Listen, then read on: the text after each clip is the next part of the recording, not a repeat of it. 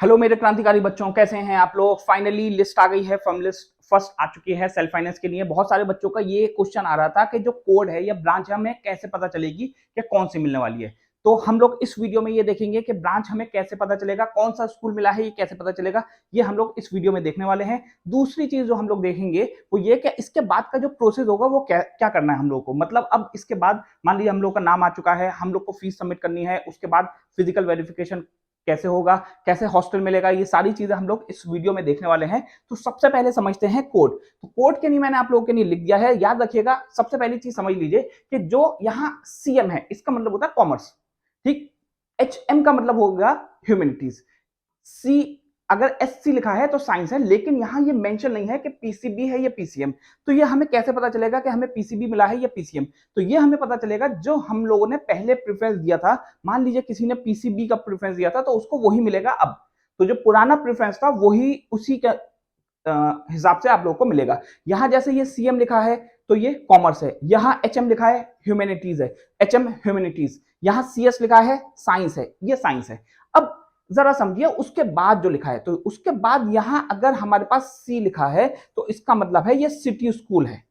अगर हमारे पास एच लिखा है तो इसका मतलब सैयद हामिद स्कूल है, ठीक। इसी तरह से अगर गर्ल्स के लिए बात करी जाए तो यहां साइंस है तो ये हमारे पास अब्दुल्ला स्कूल है, मतलब गर्ल्स स्कूल, ठीक है। और सीनियर सेकेंडरी स्कूल के लिए हमारे पास यहाँ ये लिखा है, ठीक है। तो आप लोगों को मैंने ये बता दिया, जी का मतलब होता है गर्ल्स स्कूल, एच एस का मतलब होता है सीनियर सेकेंडरी, यहाँ एस है सीनियर सेकेंडरी, सीनियर सेकेंडरी, ठीक। यहाँ हमारे पास ये एच है तो सैयद हामिद है, ठीक है। ये एच है सैयद हामिद, यहाँ सी है तो ये सिटी स्कूल। जो शुरू के दो अल्फाबेट्स हैं वो आपकी ब्रांच बताते हैं, मतलब ह्यूमैनिटीज है, साइंस है या जो भी है। उसके बाद वाला स्कूल है ये एमयू का कुछ रहता होगा, ये मुझे नहीं पता है, ठीक है। इसी तरह से ये साइंस है, ये सैयद हामिद है, ठीक है। ये मिंटो सर्किल है, इसी वजह से यहाँ एम बना हुआ है। तो यहाँ से आप लोगों को पहला जो प्रॉब्लम थी वो तो सॉल्व हो गई। अब दूसरी प्रॉब्लम जो कि बच्चों को आ सकती है वो क्या कि सबसे पहले अभी जब आप लोग पोर्टल पे आएंगे तो सबसे पहले वो फीस मांगेगा। मैंने आप लोगों को बोला था कि इस बार की जो फीस है वो 27,000 से 30,000 तक हो सकती है।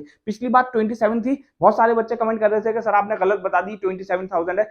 अब तुम लोगों को पता चल गया होगा कि मैंने अप्रॉक्स बताई थी और वही सही है। 30,000 रुपए फीस हुई है इस बार, ठीक है। आप लोग देखिएगा, शायद ऐसा हो सकता है कि 27,000 इंटरनल वालों के लिए है, ये आप चेक कर लिएगा। एक्सटर्नल के लिए मगर 30,000 रुपए है। तो फीस हो गई। आप लोग जब फीस सबमिट कर देंगे तो फीस सबमिट करते ही आपको यह पता चल जाएगा कि आपके पास पीसीबी है या पीसीएम है, ठीक। या हो सकता है कि इसकी एक अलग से लिस्ट आ जाए, ये भी पॉसिबिलिटी है। उसके बाद जब आप लोग ये कर देंगे तो आप लोगों को फिजिकल वेरिफिकेशन के लिए यहां अलग से नहीं आना होगा। ये चीज सब लोग याद रखिए, फिजिकल वेरिफिकेशन अलग से नहीं होगा सेल्फ फाइनेंस वालों के लिए। आपको डायरेक्ट क्लास करने के लिए बोल दिया जाएगा। जब आप लोग क्लास करेंगे तो आपका उसी में फिजिकल वेरिफिकेशन होगा। तो आप लोगों का 3 से 5 के बीच में मुझे लगता है कि क्लास स्टार्ट हो सकती है, ठीक है। क्लास स्टार्ट होने का टाइमिंग ये 3 से 5 हो सकता है, ये 6 और 7 तक भी चल सकता है। मतलब 3 से लेकर 7 तारीख के बीच में आप लोगों को आना है। अब क्योंकि कुछ बच्चे कश्मीर से हैं, वेस्ट बंगाल से हैं, बिहार से हैं और भी दूसरे अलग अलग स्टेट से हैं, तो उन लोगों को ये प्रॉब्लम होती है कि अगर हम पहले दिन नहीं आते तो क्या हमारा एडमिशन कैंसिल हो जाएगा। तो ऐसा नहीं होगा। अगर आपने फीस सबमिट कर दी है तो 99% आपका एडमिशन कैंसिल नहीं हो सकता है, सिवाय इसके कि आप कोई डॉक्यूमेंट जो कि एमयू को आपने दिखाया था वो फेक था। इसके अलावा कोई कंडीशन नहीं होती जिससे कि आपका एडमिशन कैंसिल हो, अगर आप लोगों ने फीस सबमिट कर दी है। तो फिजिकल वेरिफिकेशन के लिए आप लोग को मैं बता चुका हूं कि 3 से 7 के बीच में आप लोग को हो सकता है आना पड़े। अब लास्ट सवाल जो है वो ये है कि तकरीबन 100 से ज्यादा बच्चों का यहां नाम नहीं आया। मतलब जितनी टोटल सीट्स थी उसमें तकरीबन अभी 100 प्लस सीट्स वैकेंट हैं। तो अगर सीट्स वैकेंट हैं तो क्या सेकंड लिस्ट आएगी?